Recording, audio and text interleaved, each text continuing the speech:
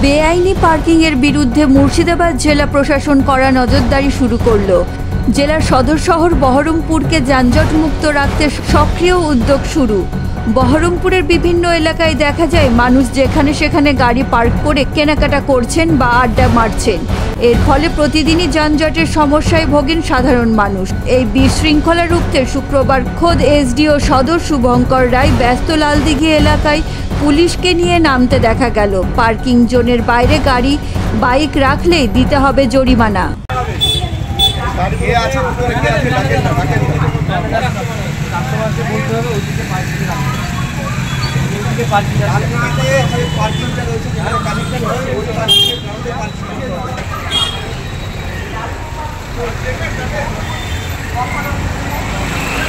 দিন ধরেই আমাদের কাছে অভিযোগ আসে যে রাস্তাতে কিছু অবৈধ পার্কিং গাড়ি পার্ক হয়ে থাকে এবং তার জন্য আমাদের ওভারঅল যে ট্রাফিক কনজেশন একটা তৈরি হয় এবং ট্রাফিক চলাচলের খুব অসুবিধা হয়। সাধারণ মানুষজনের চলাচল করতে, বিশেষ করে যারা রুগী আছেন, পেশেন্ট, তাদের অনেকেরই সমস্যা হয়। এখানে এই রাস্তা দিয়ে প্রচুর ছাত্রছাত্রী যাতায়াত করেন।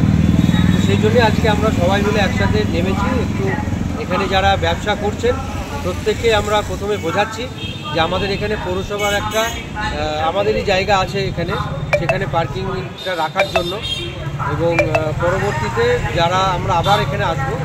তো স্বাভাবিকভাবেই যদি আজকে আমরা ওনাদেরকে অ্যাওয়ার করলাম বিষয়টা, এবং পরবর্তীতে যদি না হয় আমাদের অ্যাজ পার রুল যা যা অ্যাকশান নেওয়ার লিগাল অ্যাকশানগুলো আমরা ওই সমস্ত ভেহিকেল যেগুলো অবৈধভাবে পার্ক করা থাকবে তাদের বিরুদ্ধে আমরা অ্যাকশান।